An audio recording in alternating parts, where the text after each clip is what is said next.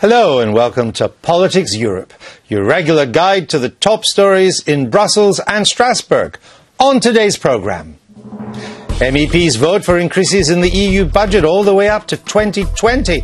David Cameron says he'll veto anything more than a real terms freeze. So stand by for fireworks. Should the European Parliament stop its monthly trek from Brussels to Strasbourg? We'll report on the latest campaign by MEPs to keep the Parliament in one place. MEPs vote against the appointment of this man to the board of the European Central Bank because of the lack of women at the top. And in the latest in our series, the A to Z of Europe, Adam meets the man who heads the snappily titled UKIP. My job is to make sure the UK's voice is heard and that UK interests are promoted and protected here.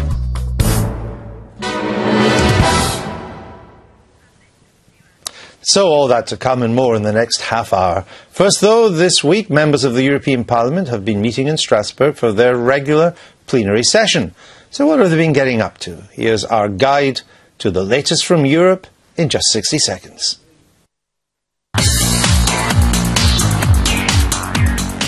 The scene is set for a showdown after MEPs rejected the position of all 27 national governments on next year's EU budget.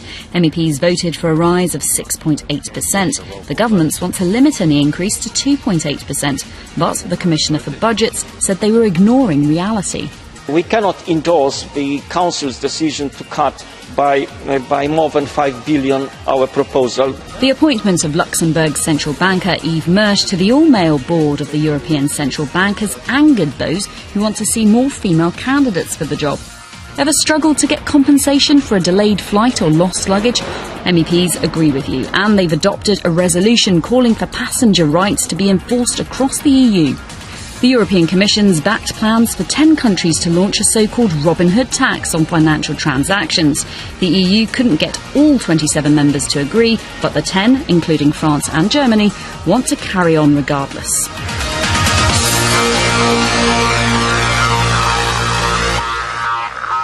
That was 60 seconds. With us for the next 30 minutes, I'm joined by Fiona Hall, MEP. She's the Lib Dem leader in the European Parliament. And Paul Nuttall, MEP. He's the deputy leader of UKIP. Now, let's just take a look at one of those stories in more detail. The European Parliament vote against the appointment of a man to the ECB Executive Board. This is a complaint, which I know Europe's been talking a lot about, that there are just so few women on top boards. Where do you stand on this issue? I think we did the right thing on the vote on the ECB because it has been established that actually companies are much better, that they perform much better if they don't just have men on the board. Do they? That's interesting. Where's the evidence for that? There was a survey done just recently. But of course in the UK, over the last year we've had voluntary measures on getting women onto board since the Davis report, and there's been spectacular progress. And the complaint was that the ECB is overwhelmingly male, as I understand, because it's largely made up of the existing central bankers, and they're I think probably all male. Is there a female central banker in the Eurozone? Originally, there was a woman on the ECB, and she left, yes. So it's all men. Germany is on record as saying that it was always understood that there should be one. But our objection in the Parliament was not that the new appointee was a man, but simply that there wasn't even a woman on the shortlist. And we thought that that was really taking it too far. Paul, where are you on this?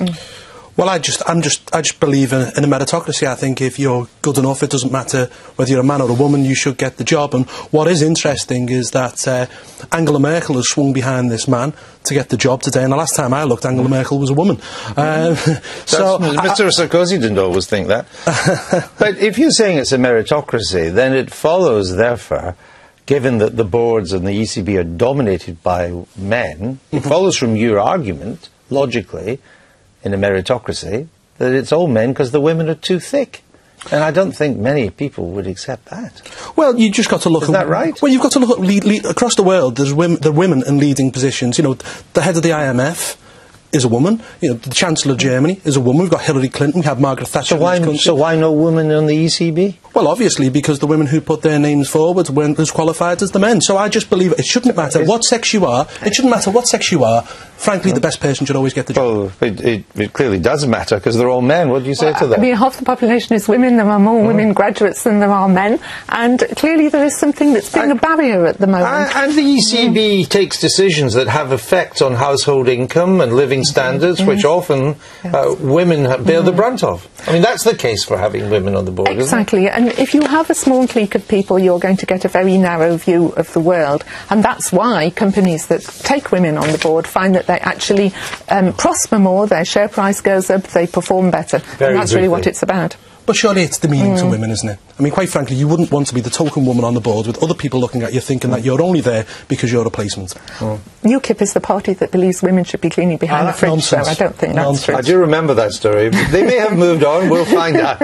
Anyway, the stage is set for more fireworks over the EU's budget, and there's a lot at stake. First, this week, the European Commission asked member states to stump up another €6 billion. That was simply to help fill a €9 billion gap in the EU's finances just up to the end of this year. Then the European Parliament voted for a 6.8% increase for the budget for next year, 2013, rejecting a lower budget increase put forward by the member states. Now, MEPs and the Council of Ministers now have 3 weeks to try to reach a compromise. And finally, the much bigger picture, there's the argument over the total budget going forward for the next 6-7 years, from 2014 to 2020. They give it a posh name that nobody understands, the multi-annual framework. It's how much they're going to spend between now and 2020. MEPs in the European Commission are gunning for a big budget increase to this MFF, which would mean total spending up to 2020 would be, well, it would add up to more than €1,000 billion. That's a trillion in my language, whatever that means. But member states have a veto over this. David Cameron has said he'll use his to block any real-term rise in the overall budget. European leaders are due to meet in late November to agree a plan, but the German Chancellor, Angela Merkel, has said that the summit should be scrapped if Mr. Cameron doesn't withdraw his threat. So, plenty to talk about here. Let's go to the Spanish MEP, Salvador Garriga Polledo, who sits on the European Parliament Budget Committee. Looks like you've got a lot to resolve here for this year, next year, and for the next 6 years. Will you get a settlement, do you think, on all of this? It's going to be difficult because we start today with 2012 remaining budget, and we got 2 weeks to come to an agreement on 2013. And at the same time, we are still waiting developments for the oncoming negotiation, 2014-2020. It's going to be a very busy 3 months ahead. I see. I think a lot of people watching will wonder why the European Union should be getting any increase at all when the governments they live under are having to slash their spending like mad. It's happening here in Britain. It's happened in France, even with Mr. Hollande, who's introduced the most austere budget. He described it for 30 years. You will know better than I. It's happening in your own country. National governments are having to cut. So why should the European government, if I can call it that, get an increase?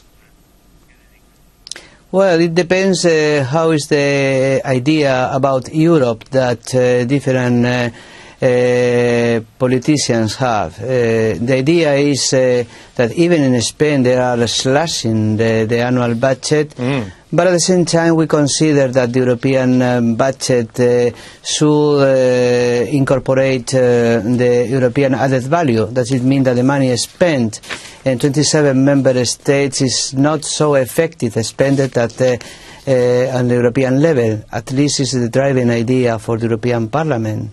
You think that the money is spent more effectively at the European level than the national level? I mean, the EU's accounts haven't been approved for about 13 years now. So how can it be more effective in spending than the Madrid government or the Paris government or the London government?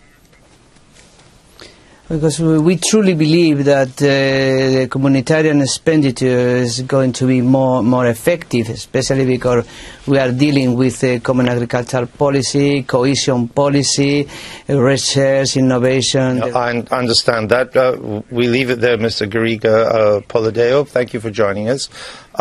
Fiona, what should the British government's strategy, or even narrow it down, tactics be in this European budget formation period we're about to go into?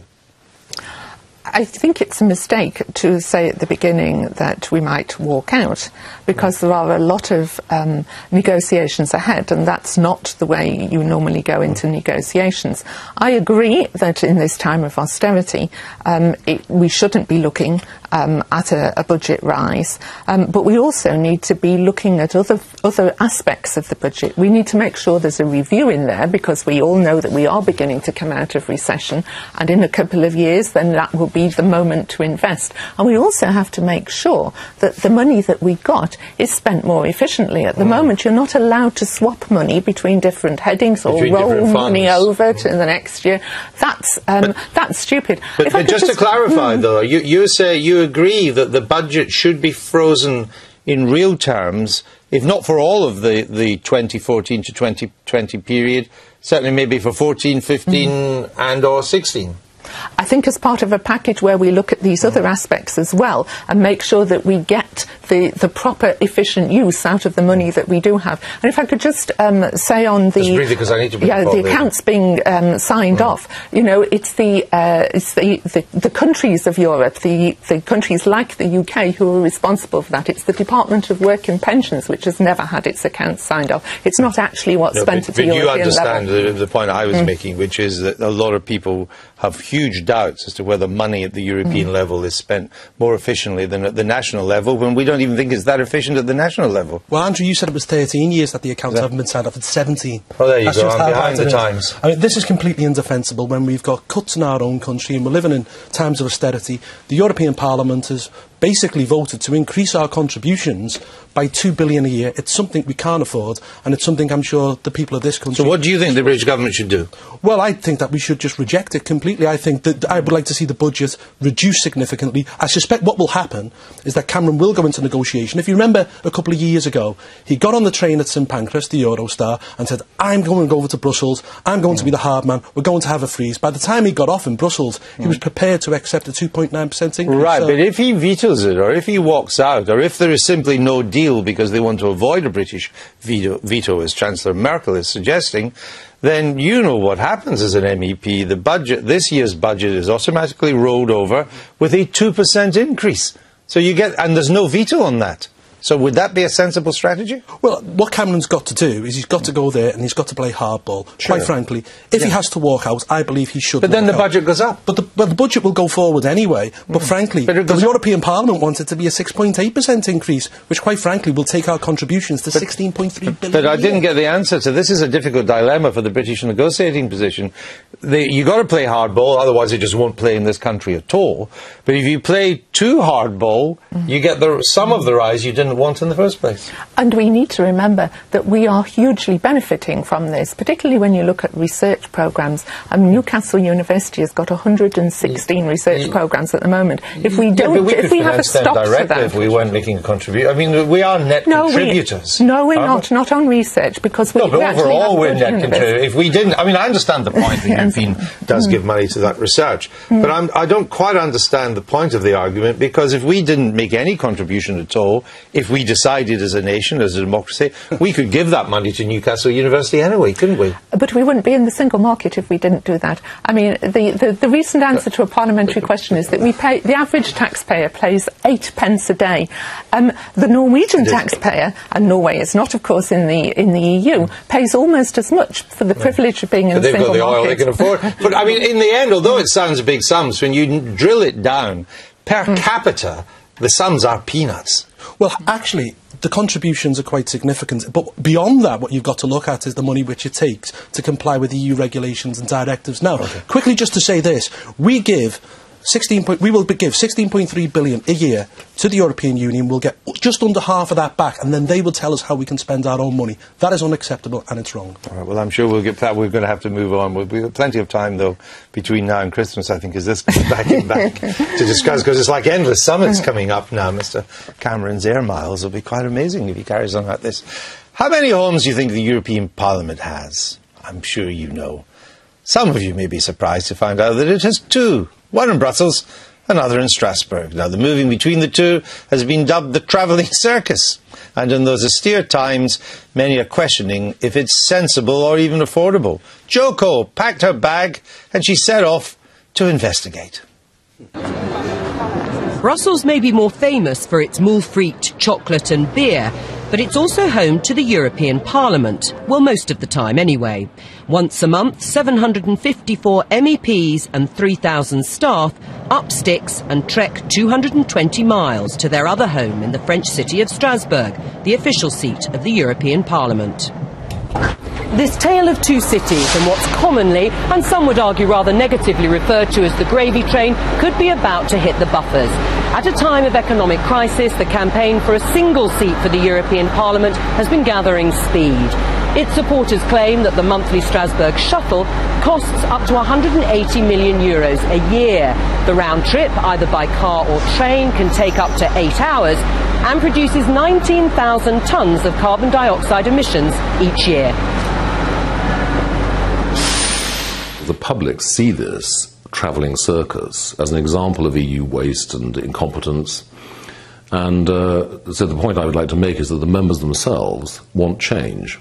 We recognise what the public feel, and we're responding to that by saying, OK, come on, governments, stop enforcing us to meet here in Strasbourg. British MEP Edward Macmillan Scott is one of those leading the fight for a single seat based in Brussels, and support is growing.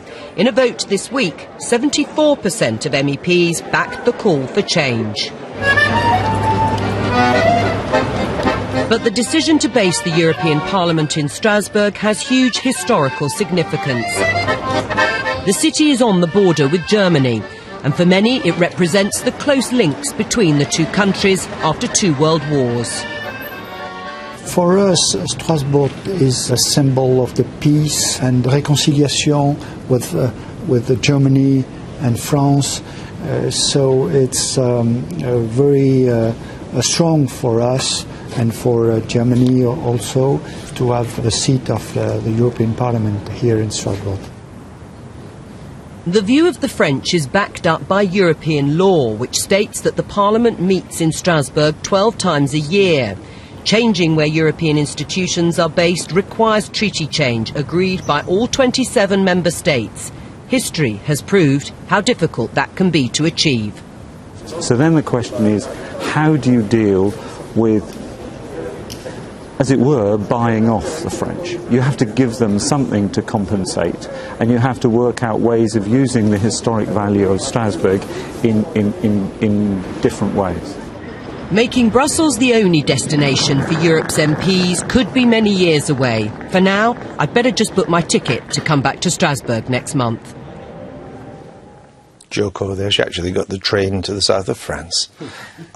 Can I take it you're both against the two-parliament situation? Indeed. It's crazy. It's the thing that I think most people regard as the example of what's not efficient. We need to change it. It doesn't make sense from a money point of view, from the environmental point of view, or for anything. Yeah, your carbon footprint is enormous, exactly, going back terrible. and forth. And it made sense originally after the Second World War, but it's part of us saying this is the 21st century and we've got to make the EU work for the 21st century. But I put it to you that even if the whole of the Parliament was united 100%, putting aside the Strasbourg MEP, who probably wouldn't be, it won't happen. No, it won't happen, quite simply because I think it just shows you how powerless MEPs are on this issue, because we will just basically be told that it can't happen because it's written into the treaties. The interesting thing is, you say there's two parliaments. Actually, there's three. There's one which is mothballed in Luxembourg, which has 2 debating chambers, which have never been used. And actually, the offices were done up 2 years ago at a cost of £800 million, and there's 3,000 staff there. Well, maybe we could use that for one of our